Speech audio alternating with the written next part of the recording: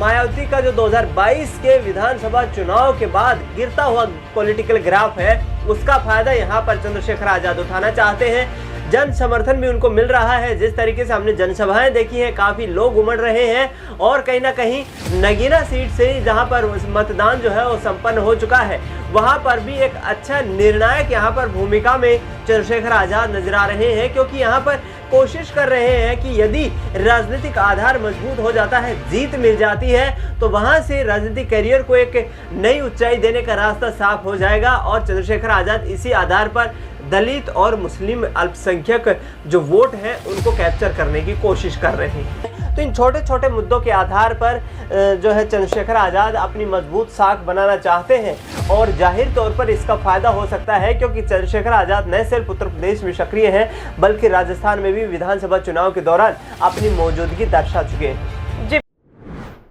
नमस्कार, मैं हूं माही सिंह और आप देख रहे हैं नेक्स्ट 9 न्यूज।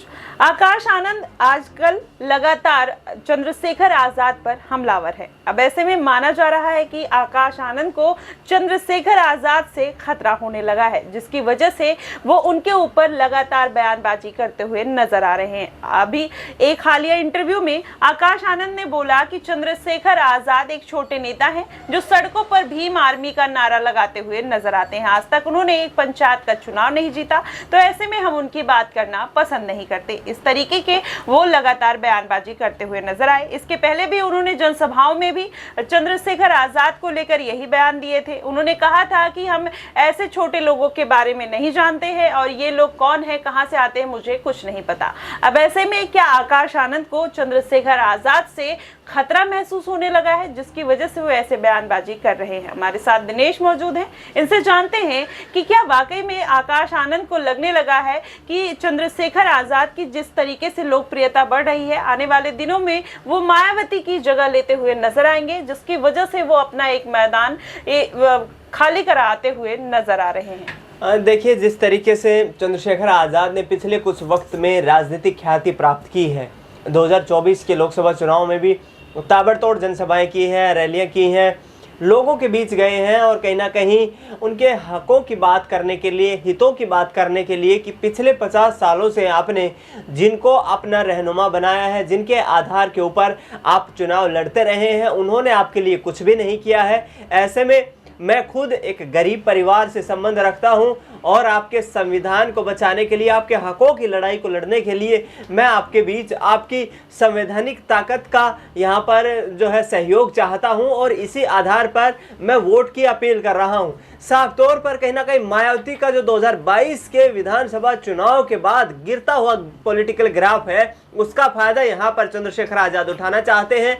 जन समर्थन भी उनको मिल रहा है। जिस तरीके से हमने जनसभाएं देखी हैं, काफी लोग उमड़ रहे हैं और कहीं ना कहीं नगीना सीट से जहां पर मतदान जो है वो संपन्न हो चुका है, वहां पर भी एक अच्छा निर्णायक यहां पर भूमिका में चंद्रशेखर आजाद नजर आ रहे हैं, क्योंकि यहां पर कोशिश कर रहे हैं कि यदि राजनीतिक आधार मजबूत हो जाता है, जीत मिल जाती है, तो वहां से राजनीतिक करियर को एक नई ऊंचाई देने का रास्ता साफ हो जाएगा। और चंद्रशेखर आजाद इसी आधार पर दलित और मुस्लिम अल्पसंख्यक जो वोट हैं उनको कैप्चर करने की कोशिश कर रहे हैं। लेकिन दिनेश, यहाँ पर यह भी कहा जा सकता है कि जिस तरीके से वो दलित वोटर्स को साध रहे हैं, ऐसे में आकाश आनंद भी उसी मुहिम में लग चुके हैं। मायावती भी अब एक्टिव मोड में है, तो ऐसे में माना जा रहा है कि वो अखिलेश यादव को, भाजपा को तो नहीं लेकिन अखिलेश यादव को खासा नुकसान पहुंचा सकते हैं आने वाले चुनाव में, और इसको भाजपा को वो कहीं ना कहीं सपोर्ट करते हुए भी नजर आएंगे। देखिए माही, यहाँ पर नुकसान समाजवादी पार्टी को भी होगा और बहुजन समाज पार्टी को भी होगा, क्योंकि चंद्रशेखर आजाद खुद एक दलित चेहरा है और ऐसे में दलित वोट बैंक में सेंधमारी होना लाजमी है। इसके साथ साथ जो अल्पसंख्यक वोट बैंक है उसमें दोनों पार्टियों को नुकसान होगा और इसमें हम ये मानकर चले कि समाजवादी पार्टी को कम नुकसान होगा, बशर्ते कि यहाँ पर बहुजन समाज पार्टी, क्योंकि दलित वोट बैंक का चेहरा बनने की कोशिश कर रहे हैं। मायावती पिछले 50 सालों से दलितों की राजनीति की मसीहा मानी जाती रही हैं, लेकिन पिछले कुछ वक्त से शांत नजर आ रही हैं, सक्रिय राजनीति से दूर नजर आ रही हैं, जबकि चंद्रशेखर आजाद तमाम मुद्दों को लेकर लोगों के बीच जा रहे हैं, उनसे चर्चाएं कर रहे हैं, उनके बीच उनके हकों की लड़ाई लड़ने की बात कर रहे हैं। और उन्होंने साफ तौर पर ये कहा है कि मेरे पास खोने के लिए कुछ भी नहीं है। जिस तरीके तरीके से उन पर पुलिस ने लाठीचार्ज किया। हमने देखा पिछले दिनों की जिस तरीके से शफीकुर रहमान बर्क जो कि समाजवादी पार्टी के जो सांसद रह चुके हैं, उनके निधन के वक्त पर भी जब वो रामपुर पहुंचे थे, वहां भी काफी गहमा गहमी का माहौल देखने को मिला। उसके बाद जो है रामपुर पहुंचते हैं, एक दलित छात्र की हत्या कर दी जाती है, वहां पर भी परिवार को सांत्वना देते नजर आते हैं। तो इन छोटे छोटे मुद्दों के आधार पर जो है चंद्रशेखर आजाद अपनी मजबूत साख बनाना चाहते हैं और जाहिर तौर पर इसका फायदा हो सकता है, क्योंकि चंद्रशेखर आजाद न सिर्फ उत्तर प्रदेश में सक्रिय हैं बल्कि राजस्थान में भी विधानसभा चुनाव के दौरान अपनी मौजूदगी दर्शा चुके हैं। जी बिल्कुल, अब ऐसे में देखना होगा कि क्या वाकई में चंद्रशेखर आजाद क्या कुछ कमाल कर पाते हैं। लेकिन एक छोटा सा और आखिरी सवाल कि इस बार आपको क्या लगता है कि चंद्रशेखर आजाद या फिर आकाश आनंद, दोनों में से किसकी जीत तय मानी जा सकती है? देखिए, दोनों अलग अलग पार्टियों से संबंध रखते हैं। आकाश आनंद की बात करें तो वो मायावती के राजनीतिक उत्तराधिकारी के रूप में उभर कर सामने आ रहे हैं। दूसरी तरफ बात कर ली जाए चंद्रशेखर आजाद की, जो जमीनी स्तर की राजनीति से ऊपर उठ करके रहे हैं, क्योंकि मायावती 4 बार उत्तर प्रदेश की मुख्यमंत्री रह चुकी हैं, देश की राजनीति में एक चर्चित चेहरा है और चंद्रशेखर आजाद का कोई पॉलिटिकल बैकग्राउंड नहीं है, कोई राजनीतिक सहयोग भी उनका अभी तक दिखाई नहीं दिया है, इतनी खास तवज्जो भी उनको अभी तक मिलती नजर नहीं आई है। लेकिन धीरे धीरे करके अपने आप को स्थापित कर रहे हैं। नगीना सीट से अभी उन्होंने जिस तरीके से चुनाव लड़ा है, वाकई में अपनी मौजूदगी दर्ज करवाना चाहते हैं। मजबूत नेता के तौर पर अपने आप को कहीं ना कहीं देश की राजनीति में स्थापित करना चाहते हैं। तमाम बड़े दिग्गज नेताओं के साथ बैठ के कर रहे हैं, उनसे गठबंधन की कोशिशें कर रहे हैं। हमने देखा कि राजस्थान में हनुमान बेनीवाल जो कि जाट वोट बैंक का एक बड़ा चेहरा है, उनके साथ मिलकर उन्होंने चुनाव लड़ा।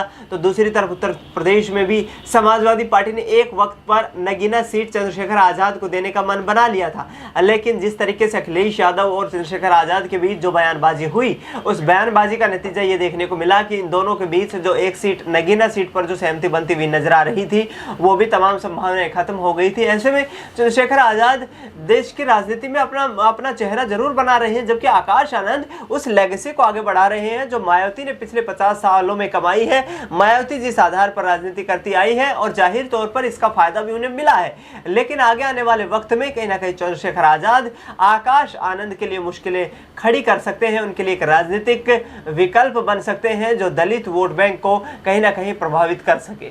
जी बिल्कुल, अब ऐसे में देखना होगा कि अगर चुनावी माहौल उनके पक्ष में नहीं आता है तो क्या ये दोनों पार्टियां एक साथ गठबंधन करते हुए नजर आएंगी या फिर अलग अलग जिस तरीके से अभी चुनाव लड़ते हुए नजर आ रही है। क्योंकि चंद्रशेखर आजाद लगातार एक लोकप्रिय नेता के रूप में उभर रहे हैं, वैसे में मायावती को अगर उनकी जरूरत पड़ती है तो क्या भविष्य में वो गठबंधन करेंगे या नहीं, ये आने वाले दिनों में देखने वाली बात होगी। फिलहाल आपकी इस पे क्या प्रतिक्रिया बनेगी, आप हमें कमेंट बॉक्स में जरूर बताइएगा। फिलहाल के लिए बस इतना ही। देश और दुनिया की तमाम खबरों के लिए हमारे साथ बने रहिए Next 9 न्यूज पर।